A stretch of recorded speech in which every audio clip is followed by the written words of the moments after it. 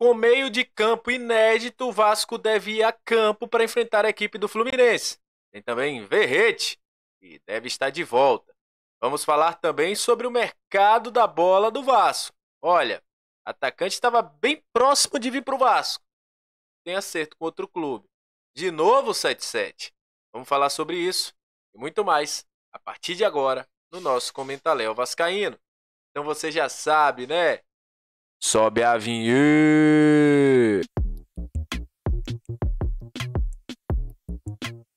Salve, salve, torcedor vascaíno, salve minha galera do Comentaléu, saudações vascaínas, estamos entrando no ar para falar de Vasco. Aquele abraço para você que está sempre junto com a gente, que curte, compartilha, que se inscreve no nosso canal e deixa seu comentário. Muito obrigado a você que está chegando pela primeira vez, seja muito bem-vindo, eu sou o Léo, aquele lugar de análise, informação, opinião, tudo que envolve o Vasco está aqui, é um prazer imenso ter você junto com a gente.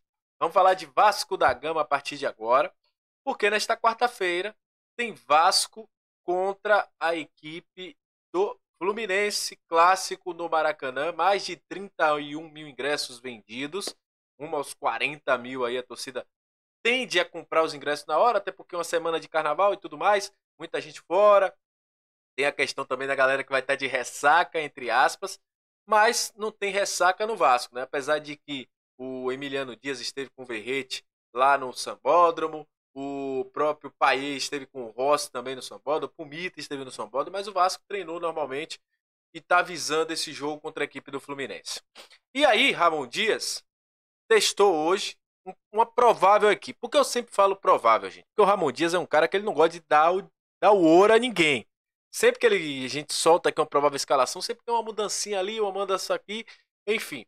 Mas o provável time hoje que treinou, inclusive, mais uma vez Verrete em campo, mais uma vez Verrete treinando. Então, podemos ter aí Verrete em campo. Vou botar inclusive na tela aí você vendo os jogadores do Vasco. Que é o seguinte, o Ramon Dias escolheu a seguinte escalação. Provavelmente permaneceremos com 3 zagueiros. Isso deve acontecer. O Ramon Dias está gostando desse esquema. E aí a gente deve ter um sistema defensivo formado por Léo Jardim, Paulo Henrique, João Vitor, Medel, Léo e Lucas Piton. Esse deve ser o sistema defensivo, né? Com o Paulo Henrique e Piton jogando como alas. E voltando àquela zaga que está dando certo.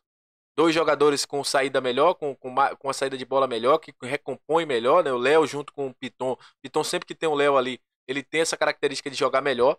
Então, o Vasco deve ter o Piton, o Medel, João Vitor e Léo. Quase não sai, mas saiu.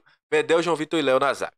O meio de campo, aí a gente deve ter pela primeira vez Galdames e Payet jogando juntos. Mas há uma dúvida. Zé Gabriel ou Matheus Carvalho? Essa é a grande dúvida. Zé Gabriel treinou nesta terça-feira, segundo a gente soube, mas é a dúvida do Ramon Dias. Zé Gabriel ou Matheus Carvalho? Com o Zé Gabriel saindo um pouquinho na frente porque treinou. O ataque do Vasco, aí também existe uma pequena dúvida. David ou Adson? Um dos dois estarão em campo ao lado de Verrete. Bota um asteriscozinho no Verrete, porque é o seguinte, o Verrete está treinando normalmente, eu já falei inclusive aqui com vocês, a gente trouxe essa informação ontem aqui para vocês, o jogador treinou, inclusive com a proteção, não tem sentido nada, estava com o Emiliano Dias, ele é muito amigo do Emiliano Dias, né, muito próximo, e o Verrete tem grandes chances de ir para esse clássico, ele quer muito jogar o clássico, ele quer muito, por isso até ficou de fora, ficou uma semana fora, as dores não estão mais como eram antes, estavam até inclusive impedindo do Verrete poder fazer os treinamentos no Vasco. Mas enfim, Verrete deve ser o jogador aí à frente do Vasco no ataque. Ou David ou o próprio Adson devem formar esse ataque. Um Vasco jogando muito ofensivo, em termos de o Payet ser um cara um pouco mais solto, o Paulo Henrique e o Piton tendo essa liberdade de jogar como alas, e entendendo também que o Fluminense é um time que ataca muito bem pelas costas ali do lateral, pelos flancos, com o próprio Keno, com o próprio John Arias, tem o Marcelo que tem um passe muito perigoso, o Cano, enfim, é a provável escalação do Vasco para enfrentar o Fluminense nesta quarta-feira no Maracanã e a gente vai estar aqui no pós e no pré acompanhando com vocês. E aí a gente vai falar de mercado da bola a partir de agora.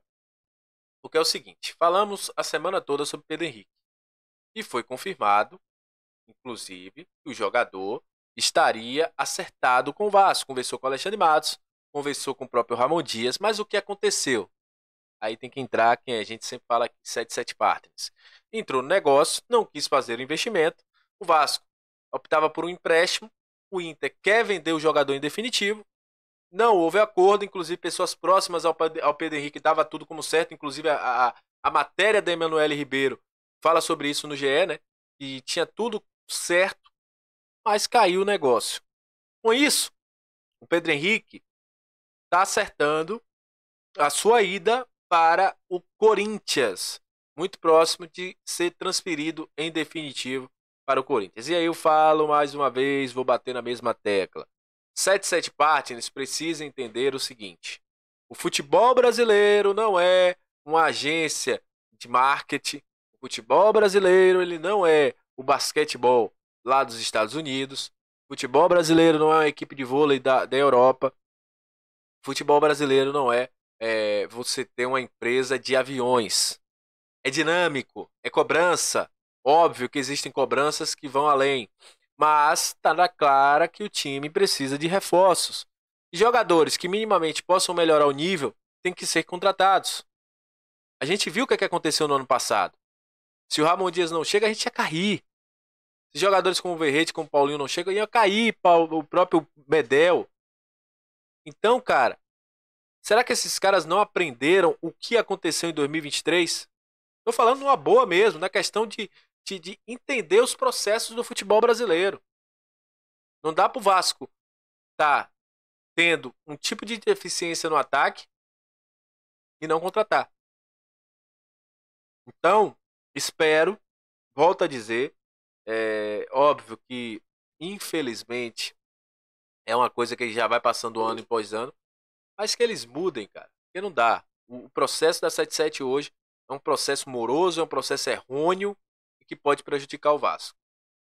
Falando sobre Sforza, provavelmente o jogador estava próximo de chegar aí nessa segunda-feira, era a informação que a gente tinha, mas o jogador precisou resolver algumas questões pessoais, obviamente, questões documentais também, e deve chegar aí até a próxima quinta-feira no Brasil, no Rio de Janeiro, para reforçar o Vasco da Gama. Então, muito provavelmente deve ficar até de fora do jogo contra o Botafogo, porque vai ter que tirar algumas situações também documentais para poder ele sair no bid, mas enfim, provavelmente o jogador também deve ficar fora do clássico contra o Botafogo. Lembrando que o Vasco tem até dia 29 para inscrever jogadores no Campeonato Carioca.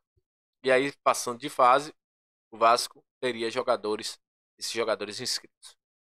Então é isso. Tamo junto. Muito obrigado pela sua audiência. Muito obrigado a você que está aqui junto com a gente sempre. Até a próxima. Quem está chegando pela primeira vez, se inscreve. Deixa o like também, a galera toda aí. Compartilha bastante nos grupos esse nosso vídeo. Até a próxima. Valeu. Saudações vascaínas. Tchau.